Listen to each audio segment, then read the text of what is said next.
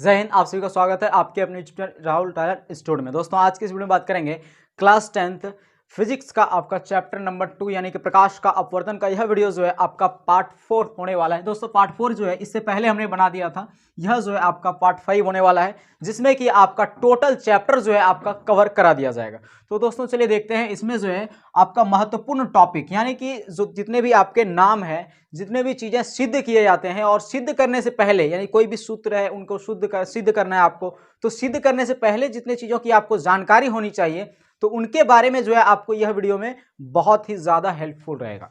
दोस्तों यह वीडियोस अगर आप देख लेते हैं तो उसके बाद जो है आप कोई भी चीज जैसे F बराबर r/2 लेंस में सिद्ध करना है, उसके बाद आपको जैसे लेंस सूत्र आपको सिद्ध करना है, आवर्धन सूत्र सिद्ध करना है, तो ये सारे चीज को जो है आप सिद्ध तभी कर सकते हैं जब ये इस वीडियो को जो है आप सही से देखेंगे। ठीक है, तो चलिए देख लेते हैं कुछ महत्वपूर्ण टॉपिक यानी कि देख लेते हैं आपका जो है दर्पण सूत्र की अगर बात करें तो दर्पण सूत्र आपने देखा होगा कि दर्पण सूत्र क्या है कि 1/f बराबर 1/v और प्लस 1/u, ये था आपका दर्पण सूत्र। लेकिन अगर लेंस सूत्र की बात करें, क्या लेंस सूत्र की अगर बात करें तो लेंस सूत्र हम लोग का क्या होता है 1/f बराबर 1/v और यही प्लस के जगह पे माइनस दे देते हैं 1/u। अब इस चीज को याद कैसे रखेंगे, तो लेंस को आप लेस पढ़िए, क्या पढ़िए लेस, और लेस मतलब होता है नुकसान, और नुकसान को हम लोग माइनस चिन्ह से रिप्रेजेंट करते हैं। तो यहां पे माइनस चिन्ह, बस चिन्ह का ही तो चेंजिंग है। तो लेंस को आप क्या पढ़िएगा लेस, और लेस का मतलब होता है माइनस यानी कि घटा हो रहा है हमको। ठीक है, समझ गए होंगे। उसके बाद जो है आवर्धन सूत्र यानी लेंस में अगर आवर्धन सूत्र की बात करें, लेंस में या फिर दर्पण में अगर आवर्धन सूत्र की बात करें, दर्पण में आवर्धन सूत्र, ठीक, दर्पण में आवर्धन सूत्र क्या होता है v बटा u। और अगर लेंस में आवर्धन सूत्र की बात करें तो लेंस में आवर्धन सूत्र की बात करें तो बस आपको माइनस v बटा u लगा देना है ना, माइनस v बटा u लगा देना है। लेकिन दर्पण में आवर्धन सूत्र क्या होता है माइनस v बटा u और लेंस में आवर्धन सूत्र होता है v बटा u। इस चीज में आपको कंफ्यूजन नहीं होना है। दर्पण में आवर्धन सूत्र माइनस v बटा यू और लेंस में आवर्धन सूत्र v बटा यू। ठीक है, इस चीज को आपको कंफर्म रखना है।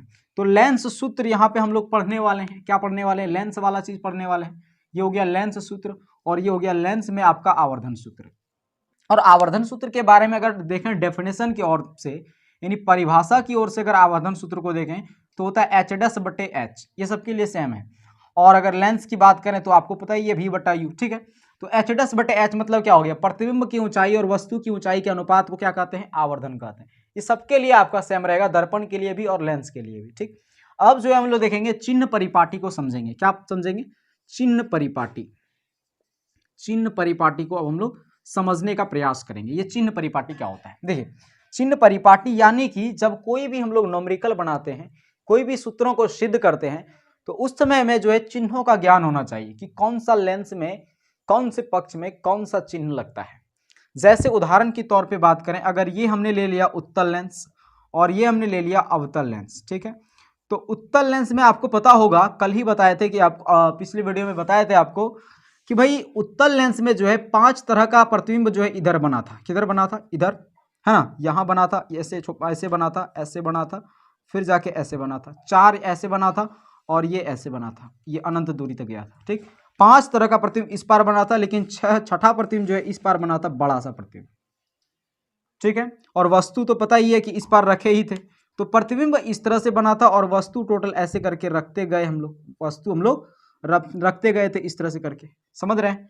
तो इस तरह से करके हम लोग वस्तु को रखते गए और प्रतिबिंब जो है आपका 6 प्रतिबिंब बना, और वो 6 प्रतिबिंब जो है उल्टा बना, 5 प्रतिबिंब उल्टा और 1 प्रतिबिंब आपका क्या बना था, सीधा। ये किसमें बना था, उत्तल लेंस में। अवतल लेंस की बात करें तो अवतल लेंस में जो प्रतिबिंब आपका बना था वो कहां बना था, तो आप कहेंगे अवतल लेंस में भाई प्रतिबिंब तो बना था, लेकिन ये प्रतिबिंब जो है ओ और आपका अनंत के बीच ही बना था, है ना, ओ और अनंत के बीच ही बना था, वस्तु भी उसी के बीच रखे थे, यानी प्रतिबिंब इसी ओर बना था, यानी कटता हुआ प्रतीत हुआ था, है ना, इसी ओर बना था। उसके बाद वस्तु भी इसी ओर रखे थे, अनंत पे रखे थे तो भी प्रतिबिंब इसी ओर बनाएगा।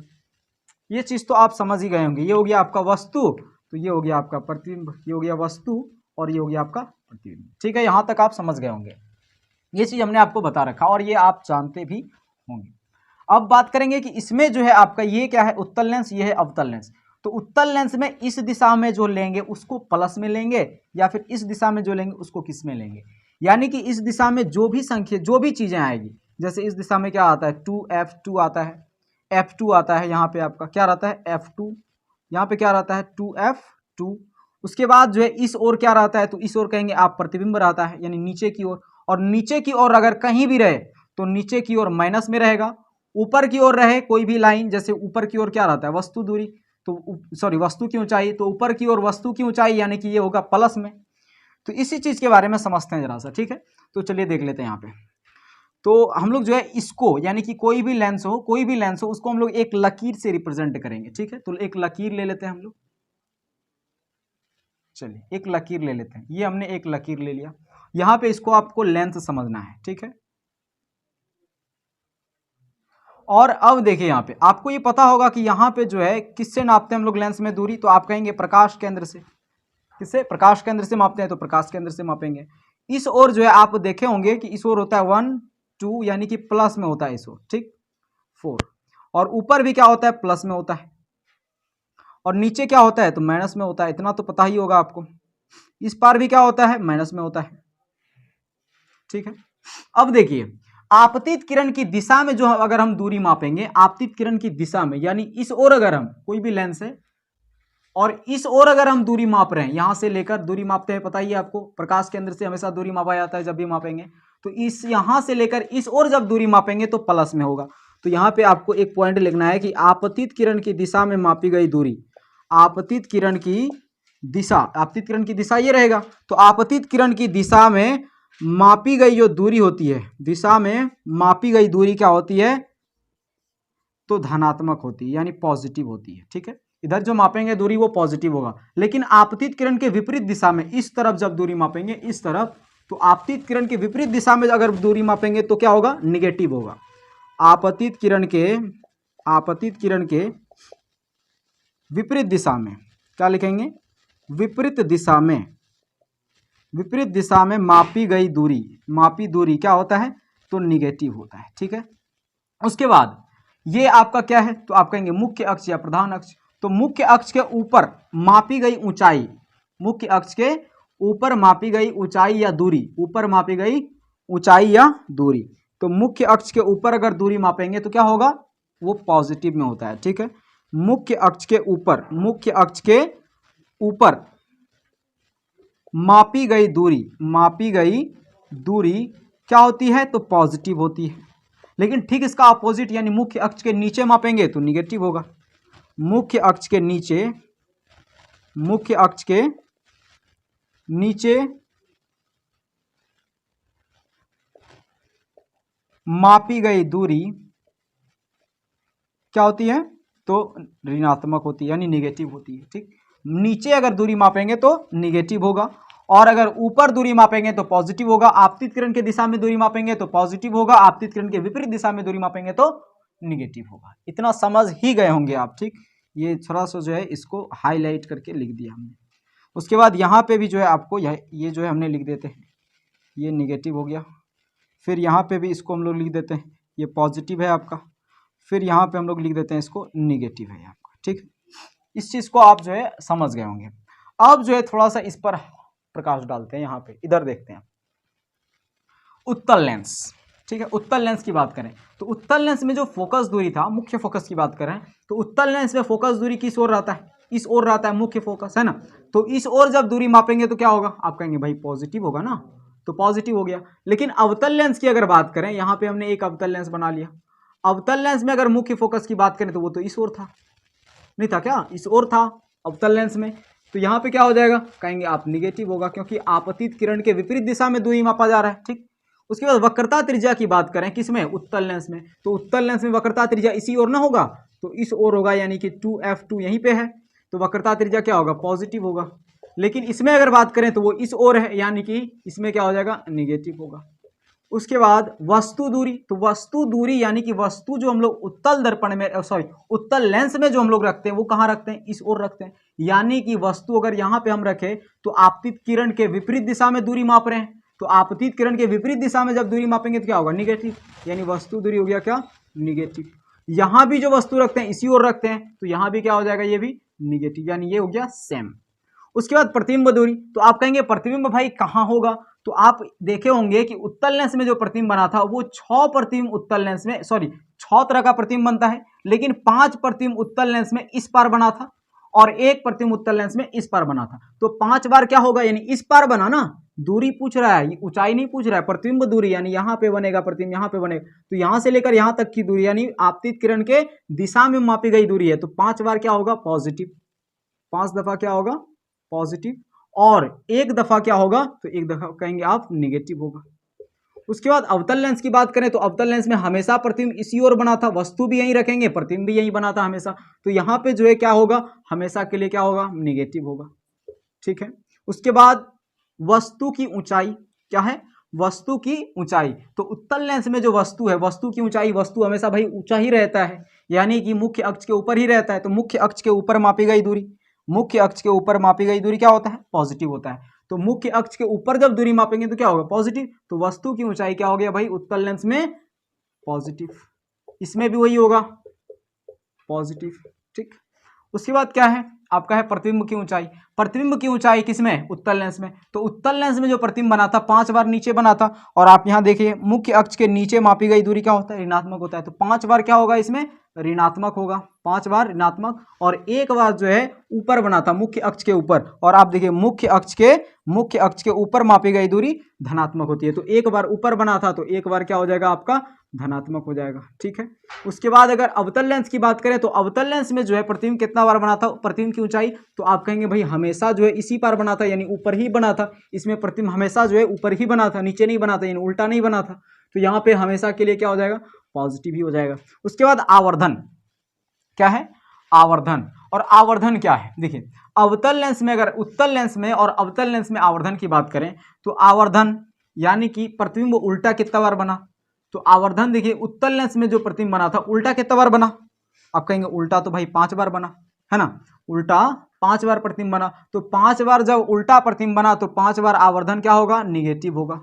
लेकिन 1 बार सीधा बनाया प्रतिबिंब, नहीं बनाया क्या, एक ही बार तो इधर बना था, तो 1 बार सीधा प्रतिबिंब बनाया है तो वो क्या हो जाएगा, निगेटिव होगा। ठीक है,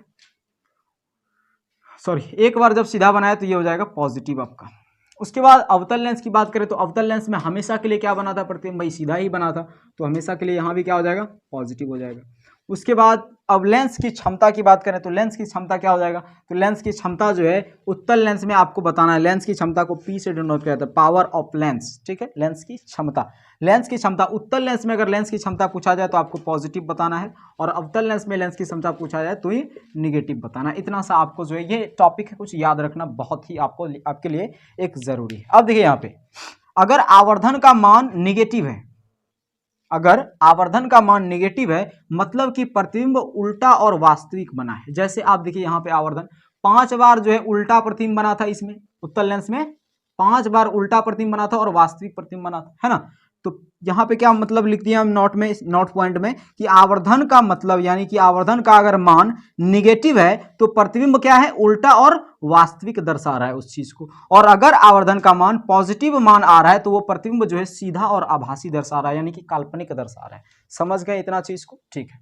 अब ये चीज जो है आपका था एक मतलब बोल सकते हैं स्ट्रक्चर क्या बनाने का, तो ये जो है आपका न्यूमेरिकल बनाने का, साथ साथ इन सभी सूत्रों को सिद्ध करने का। ठीक है, F बराबर R/2 जैसे हो गया आपका, आप जानते होंगे कि F बराबर क्या होता है, R/2, ये दोनों के लिए सही है, लेंस के लिए भी और दर्पण के लिए भी, तो इस चीज को भी सिद्ध करना है आपको। ठीक है, तो ये सारी चीज को जो है हम प्लेलिस्ट बना के एक जो है आपको बना ही देंगे इस चीज का। ठीक, तो अब जो है हम लोग अगला टॉपिक देख लेते हैं छोटा सा, अब 1-2 टॉपिक बचा है, कुछ इंपॉर्टेंट क्वेश्चन, अब इसका एक आप स्क्रीनशॉट ले सकते हैं। हाँ तो दोस्तों अब हम लोग जो है अगला टॉपिक देख लेते हैं, यानी लेंस की क्षमता देख लेते हैं। लेंस की क्षमता क्या होता है, अब देखिए आपको जो है सिंपल सा तरीका आपको समझना है। देखिए लेंस की क्षमता क्या होता है, ये हम जो है एक लेंस बनाते हैं, यहाँ पे ये हम जो है एक लेंस बना लिए ये, ठीक है, एक पतला लेंस बनाए और एक और जो है यहाँ पे हम लोग एक मोटा लेंस बनाए। ठीक है, अब देखिए अगर आप देखें तो इसमें जो है ये प्रकाश की किरण गया, ठीक, तो प्रकाश की किरण जो है क्या करेगा, इसको मोड़ देगा, यानी कि मोड़ तो देगा ही लेकिन दूर जाके कटेगा ही, क्या होगा, दूर जाके कटेगा। लेकिन यहाँ पे जब प्रकाश की किरणें जाएगी, ये प्रकाश की किरण गया, लेकिन इसको जो है क्या कर देगा, जल्दी मोड़ देगा। ये क्या कर देगा, इसको जल्दी ही मोड़ देगा, यानी बोल सकते हैं इसको बहुत जल्द मोड़ देगा। क्यों? क्योंकि ये मोटा है। तो जो किरण बहुत ज्यादा मोटा है तो वो प्रकाश की किरणों को ज्यादा दूर नहीं जाने देता है, बल्कि वो तुरंत ही सिकोड़ लेता है। क्या करता है? तुरंत ही सिकोड़ लेता है, क्योंकि उसमें पावर यानी कि क्षमता जो है उसमें अधिक होती है किरणों को मोड़ने की। और इसमें जो है जब तक किरण जा रहा है, सोच ही रहा है कि हम मोड़ेंगे, लेकिन तब तक प्रकाश की किरण क्या होता है, निकल जाता है। तो अब बताइए, आप जानते होंगे कि यहाँ पे F2 होता है और यहाँ पे F1 होता है ना। यहाँ पे यहाँ पे F2 और यहाँ पे भी F2। तो यहाँ से लेकर यानी O से F2 के बीच की दूरी क्या कहलाती है, फोकस दूरी। O से F2 के बीच की दूरी क्या कहलाती है, फोकस दूरी। ठीक है, तो यहाँ पे फोकस दूरी यानी कि अगर पतला लेंस रहेगा तो फोकस दूरी क्या हो गया, बढ़ गया। लेकिन अगर मोटा लेंस रहेगा तो फोकस दूरी क्या हो गया, घट गया। यानी लेंस की क्षमता अगर अधिक है तो फोकस दूरी, लेंस की क्षमता अगर अधिक है तो फोकस दूरी क्या हो गया, कम हो गया। और लेंस की क्षमता कम है तो फोकस दूरी क्या हो गया, बढ़ गया। लेंस की क्षमता कम तो फोकस दूरी अधिक, और लेंस की क्षमता अधिक तो फोकस दूरी कम। यही है अंतर। यानी कि ये उल्टा, और उल्टा को हम लोग फिजिक्स में बोलते हैं व्युत्क्रम। क्या बोलते हैं, व्युत्क्रम। ठीक है, तो लेंस की क्षमता जो होता है वो क्या होता है, फोकस दूरी के व्युत्क्रम होती है। क्या होती है, फोकस दूरी के व्युत्क्रम होती है, यानी फोकस दूरी का उल्टा होता है। यानी लेंस की क्षमता अगर अधिक हो रहा है तो फोकस दूरी कम, और फोकस दूरी अगर अधिक हो रहा है तो लेंस की क्षमता कम, यही होता है। तो फोकस दूरी के व्युत्क्रम को ही लेंस की क्षमता कहते हैं। सिंपल सा आप इतना सा लिख दीजिए, फोकस दूरी के व्युत्क्रम। फोकस दूरी के व्युत्क्रम, यानी व्युत्क्रम मतलब होता है उल्टा। क्या होता है, उल्टा। व्युत्क्रम को ही लेंस की क्षमता कहते हैं, लेंस की क्षमता कहते हैं। फोकस दूरी के व्युत्क्रम को ही लेंस की क्षमता कहते हैं। ठीक है, इस चीज को आप समझ गए होंगे। अब जो है लेंस की क्षमता को जो है हम लोग डिनोट किससे करेंगे, पावर ऑफ लेंस, यानी P से हम लोग इसको निर्देशित करते हैं। किससे, P से। अब बताइए P जो P बराबर होगा, यानी लेंस की क्षमता बराबर होगा, वो क्या होगा, आप कहेंगे ये तो होता है फोकस दूरी का व्युत्क्रम, यानी फोकस दूरी का उल्टा। तो यहां सिंपल सा वही लिखेंगे, P बराबर फोकस दूरी के का व्युत्क्रम, है ना। P बराबर फोकस दूरी का व्युत्क्रम यानी उल्टा। तो फोकस दूरी का उल्टा यानी F के नीचे क्या है, 1 है, तो उल्टा करना है ना, फोकस दूरी का उल्टा। तो यहाँ पे हो गया 1/f, यानी P बराबर हो गया 1/f। ठीक है, इसका जो SI मात्रक होता है, SI मात्रक यानी इसको जो मापते हैं हम लोग, लेंस की क्षमता को जो मापते हैं वो किस में मापते हैं, तो मीटर इनवर्स में। किस में मापते हैं, मीटर इनवर्स में मापते हैं, जिसे हम लोग डायोप्टर कहते हैं। क्या बोलते हैं, डायोप्टर, डायोप्टर। और इसे हम लोग D से डिनोट करते हैं, यानी लेंस की क्षमता को जो है हम लोग D से डिनोट करते हैं, डायोप्टर से मापते हैं। जैसे किसी लेंस की क्षमता 2 डायोप्टर होता है, 4 डायोप्टर होता है, 10 डायोप्टर होता है, 3 डायोप्टर होता है, -5 डायोप्टर होता है। तो ये सारा चीज हम लोग देखेंगे। ठीक है, तो अब जो है लेंस की क्षमता आपने समझ लिया। अगर लेंस की क्षमता माइनस में होगा तो कौन सा लेंस होगा, इस चीज को आप कमेंट सेक्शन के माध्यम से बता सकते हैं, क्योंकि इससे पहले जो आपको जो है यहाँ पे बताया गया था कि लेंस की क्षमता अगर प्लस रहेगा तो कौन सा लेंस, और लेंस की क्षमता अगर माइनस रहेगा तो कौन सा लेंस, इस चीज को आप पकड़ सकते हैं। तो लेंस की क्षमता अगर -2 डायोप्टर है तो वो कौन सा लेंस है, आप कमेंट सेक्शन के माध्यम से बताइएगा। ठीक है, उसके बाद जो है अब लेंस की क्षमता ये आप पता कर लिए, यानी कि SI मात्रक भी आपने पता कर लिया। और लेंस की क्षमता जो है वो किस पर डिनोट करता है, यानी किस पे फोकस करता है, किस पे निर्भर करता है, तो आप कहेंगे ये तो फोकस दूरी पे निर्भर करता है ना। तो यहाँ पे लिखेंगे लेंस की क्षमता, लेंस की क्षमता फोकस दूरी पर निर्भर करती है। किस पर, फोकस दूरी पर निर्भर करती है। लेंस की क्षमता फोकस दूरी पर निर्भर करती है, यानी कि इसी पर डिपेंड करती है। ठीक है, तो फोकस दूरी पर डिपेंड करती है। अगर फोकस दूरी मान लीजिए मीटर में दिया हो, क्या हो, मीटर में कहीं पे अगर फोकस दूरी दिया हो तो लेंस की क्षमता क्या होगी, यानी पावर ऑफ लेंस क्या होगा, तो उस समय जो है 1/f होगा ही। लेकिन जब फोकस दूरी मीटर में हो तो P बराबर 1/f मीटर हो जाएगा। ठीक है, लेकिन जब फोकस दूरी सेंटीमीटर में हो तब पावर ऑफ लेंस क्या कहता है, यानी कि लेंस की क्षमता क्या होगी। तो ये तो आपका होगा ही 1/f, लेकिन वो आपको बटा जो है क्या कर देना है, 100 कर देना है, बटा 100, या फिर सिंपल सा कह सकते हैं गुणा में 100 आप कर दीजिए। ठीक है। यानी सिंपल सा जो है बटा 100 जब आप करेंगे तो नीचे क्या हो जाएगा आपका, ये हो गया 1 और ये क्या हो गया आपका, यानी सिंपल सा आप ऊपर ही गुणा कर सकते हैं। ये P बराबर हो गया 1 बटा कितना हो गया, P बराबर 1 बटा आपका F और गुणा में आप 100 कर दीजिए और यही जो है आपका निकल जाएगा यहाँ पे कितना हो गया।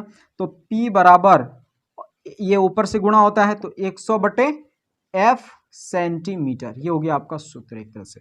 यानी जब फोकस दूरी सेंटीमीटर में आपका हिसाब में दिया हो यानी सवाल में दिया हो उस समय आपको ये सूत्र लगाना है, और अगर फोकस दूरी मीटर में दिया हो और लेंस की क्षमता पूछ रहा हो उस समय आपको ये सूत्र लगाना है। ठीक है, आप इस चीज को समझ गए होंगे, यानी लेंस की क्षमता को आप अच्छी तरह से समझ गए होंगे कि फोकस दूरी के व्युत्क्रम यानी फोकस दूरी का उल्टा ही जो है लेंस की क्षमता कहलाती है। और लेंस की क्षमता का जो हम लोग डिनोट करते हैं वो P से करते हैं, यानी पावर ऑफ लेंस, और P बराबर होता है 1 बटा F जिसका एसआई मात्रक मीटर इनवर्स होता है, यानी लेंस की क्षमता का एसआई मात्रक मीटर इनवर्स जिसको डायोप्टर यानी D से डिनोट करते हैं। ठीक है, अब देखेंगे अगर एक से अधिक लेंस की क्षमता निकालनी हो तो क्या करेंगे।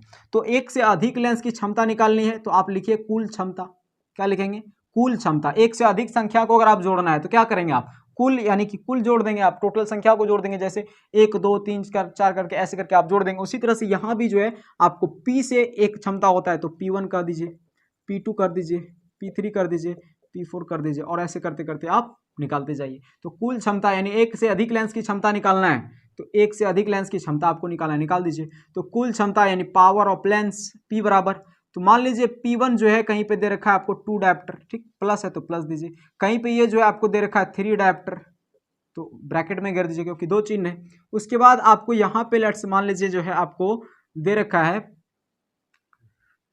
ये आपको मान लीजिए 5 डायोप्टर दे रखा है, क्या दे रखा है, 5 डायोप्टर या फिर 2 डायोप्टर लिख सकते हैं। उसके बाद जो है ये आप मान लीजिए 5 डायोप्टर दे रखा है, उसके बाद ये मान लीजिए 3 डायोप्टर दे रखा है, फिर जाके जो है -6 डायोप्टर दे रखा है और ये हो गया आपका। ठीक है, अब देख लेते हैं इसको,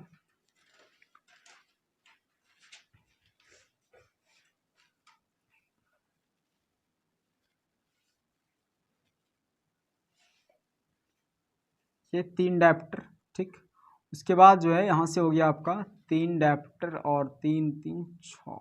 चलिए देख लेते हैं P बराबर क्या हो जाएगा यहाँ पे, प्लस माइनस माइनस यानी 6 3 9 डायोप्टर, ठीक। उसके बाद क्या बच गया इधर प्लस, और प्लस माइनस माइनस यानी यहाँ पे हो गया -6 और -3 डायोप्टर, है ना, तो -3 डायोप्टर। लेकिन अगर आता यहाँ पे 6 डायोप्टर या फिर 9 डायोप्टर तो यहाँ पे हो ही गया प्लस माइनस माइनस, तो -3 डायोप्टर होगा यहाँ पे, प्लस माइनस माइनस तो माइनस का 3 डायोप्टर, प्लस है यहाँ पे प्लस दिया, प्लस माइनस माइनस तो यहाँ पे भी क्या हो गया माइनस का 3 डायोप्टर, है ना, प्लस माइनस माइनस तो क्या हो गया माइनस का 3 डायोप्टर, ठीक। उसके बाद जो है यहाँ पे हो गया प्लस माइनस माइनस, फिर क्या हो जाएगा यहाँ पे आपका, तो आपका यहाँ पे हो गया प्लस माइनस माइनस और यहाँ पे 3 डायोप्टर, माइनस माइनस प्लस यानी कि 6 डायोप्टर आपका जाके हो रहा है। तो आप एक काम कीजिए, इसको हटा दीजिए। आप क्यों हटा रहे हैं आपको अभी समझ में आ जाएगा, ठीक।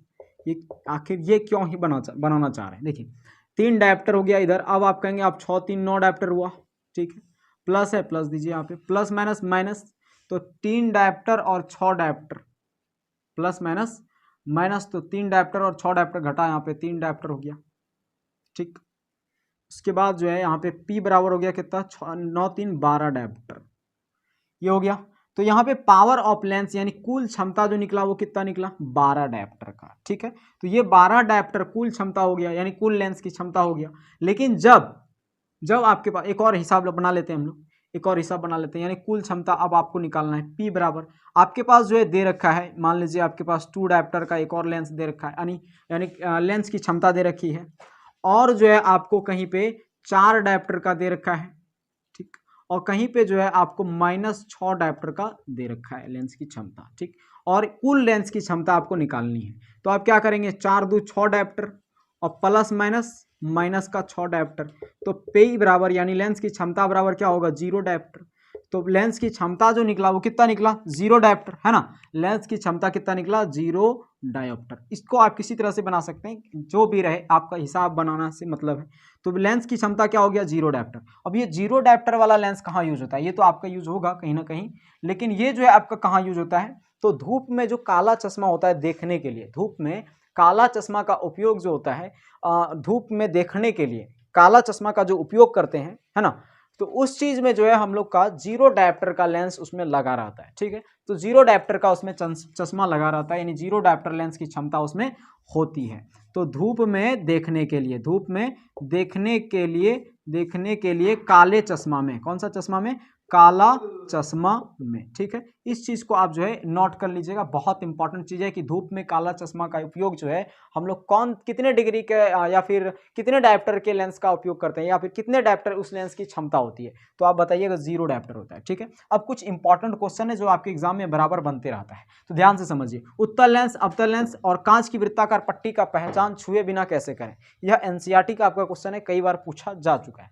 कि उत्तल लेंस और अवतल लेंस और कांच की वृत्ताकार पट्टी का पहचान आप कैसे करेंगे और बिना छुए। तो ध्यान से देखिएगा, उत्तल लेंस हम लोग क्या करेंगे, एक मुद्रित अक्षरों के पास जो है उन सभी चीजों को ले जाएंगे, उन सभी यंत्रों को ले जाएंगे, ठीक है। तो कांच की ये जो है आपका मुद्रित अक्षर यानी किताबों के सामने ले जाएंगे, और जब लेंस को या फिर उस यंत्र को जो है उठाएंगे, किताब के सामने जो है उसको जब ऊपर उठाएंगे और अगर अक्षरों का आकार बढ़ता हुआ दिख रहा है तो वो उत्तल लेंस है, ठीक।